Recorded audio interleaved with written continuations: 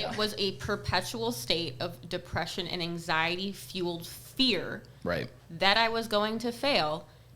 And that's what got me up every day. I love Legos. I'm terrible as long as they're picked up with Legos. Well, we're not even gonna get. I have a 2-year-old, Emerson. No. And I have a lot of dice. I have nuked my foot with a D4 so many times. It's terrible. But we're not talking about dice right now. Legos, yes. So so Legos. There's something about that or puzzles or just like this thing that like when it sits on your table, you just feel like you have to get it done. And that to me, like I was the same way in college and really any schooling ever. It's like those first few days, it's like everything's on this table and they just slam you with a syllabus and like 18 assignments and you got to read 40 chapters of some book that you don't give a flying rat's ass about. And I would just flood my brain full of all of this stuff. Just like throwing all the Legos out on the table. And then once I get to the point of like 80% done, I'm like, eh. Like I clearly did the majority of the work here. Like that's good. Oh, that is the exact opposite of my brain. The first 20%, I will sit there and agonize over the first 20%. It is the hardest. But once I get started, then it's slow and steady wins the race, and it's just picking away. Like just keep chugging along in those 14-hour days. Oh no, I'm like muscle the shit out of it. Let's go.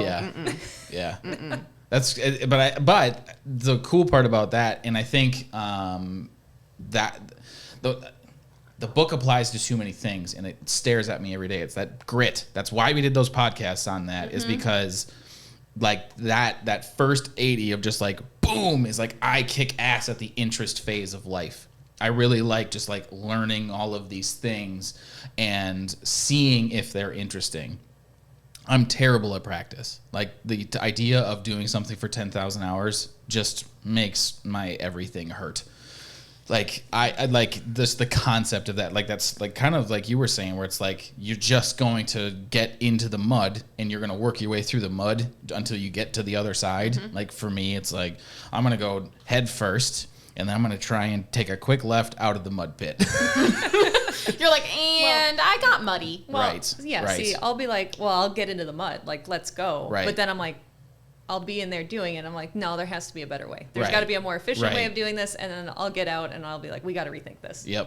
But you're just like, no, I'll go. Well, and the thing is, if you don't have purpose behind it, right? If you don't have that goal, it's just like, well, why did I get muddy? I mean, and that was vet school. Like, it was, especially the last year, it was a perpetual state of depression and anxiety fueled fear that I was going to fail. And that's what got me up every day. Not the fact that I would be serving patients at the end of this. Not the fact that, like, I have wanted to do this and that, like, the end goal. It was like, if you don't get out of bed today, and if you don't do this assignment, which we don't have a ton of assignments, but if you are not self-motivated to do this, you will falter and you will fail. And especially with COVID, like our friend group, I feel like we have certain things set up to catch people if they fall. But like, not everyone has that, and I feel like this last year has truly shown that vet school was like, you fell. Enjoy repeating that class. Thanks for checking out this clip from the PAWCast Veterinary Podcast. If you are interested in watching this full episode, you can go ahead and find that right here. And if you're ready to be the force of change in veterinary medicine, go ahead and click subscribe right here to learn more. Thanks.